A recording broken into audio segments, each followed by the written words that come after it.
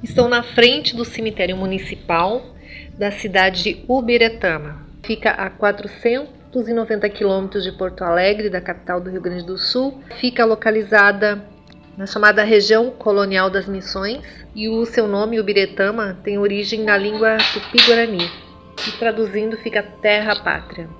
Aqui no interior do cemitério nós vamos ver muitos imigrantes alemães que vieram para cá no ano de 1890.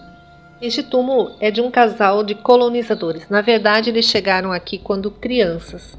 A Sofia Lorenz Kitzmann, ela nasceu no ano de 1879 e faleceu em 1951.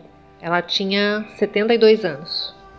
O seu marido, Adolfo Kitzmann, que nasceu no ano de 1883 e faleceu em 1959. Ele viveu 76 anos.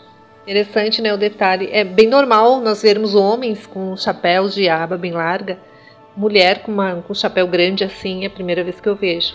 Mas eu achei bem bonito. Na lápide deles tem uma inscrição que demonstra a fé, aguardando o cumprimento de João 5:28. Não vos admireis disso, porque vem a hora em que todos os que estão nos sepulcros ouvirão a sua voz e sairão. Eles morreram então na esperança da ressurreição.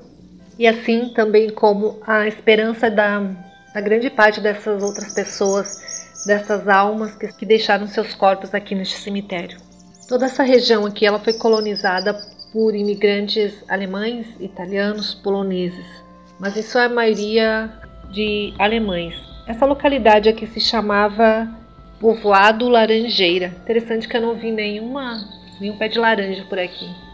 Quando vemos essas sepulturas no meio deste capim, nós não imaginamos que aqui podem estar escondidas muitas histórias de família. Na verdade, todos têm a sua história, mas nem sempre nós conseguimos descobrir essa história. Elas ficam esquecidas no passado e há poucos registros sobre isso. Mas eu consegui algumas informações e eu gostaria muito de contar para vocês um pouco. Aqui então está sepultada a Rosa Aschenbacher. Ela nasceu no ano de 1890 e faleceu em 1965. Ela viveu 75 anos. E do lado seu marido, José ou Joseph Aschenbacher. Ele nasceu em 1868 e faleceu em 1930. José viveu 62 anos. Buscando em registros antigos da colonização, eu consegui montar um pouco da história deste casal, sempre com base em documentos que eu encontrei. No ano de 1909, chegou aqui nessa colônia o Joseph Aschenmacher. Ele tinha 42 anos. Vinha junto com sua esposa chamada Eva, que também tinha 42 anos, mais 3 filhos. A Bárbara, 16, o Johannes, 8 e a Catarina, 3. Constam em seus registros como russos alemães, e a profissão do Joseph era alfaiate. No mesmo ano, chegava na mesma colônia um viúvo chamado Franz. Ele tinha 47 anos e também era alfaiate. Ele vinha trazendo 3 filhos. A Rosa, a nossa Rosa sepultada aqui, que na época tinha 14 anos, Bárbara, 13 e Johannes também, 12 anos. Também eram russos alemães. O destino acabou unindo então o Joseph e a Rosa, uma vez que a esposa de Johannes, acabou falecendo assim que chegou aqui nesta colônia, a Eva.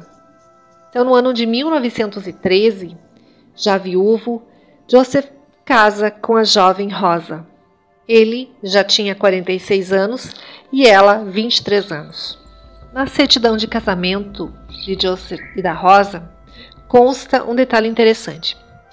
Antes de oficializar o casamento, tiveram uma filha antinupcial, chamada Hilda, nascida no ano anterior e a qual, com este ato, passam a legitimar. Interessante que os filhos passavam a ser legítimos somente após o casamento oficial dos pais.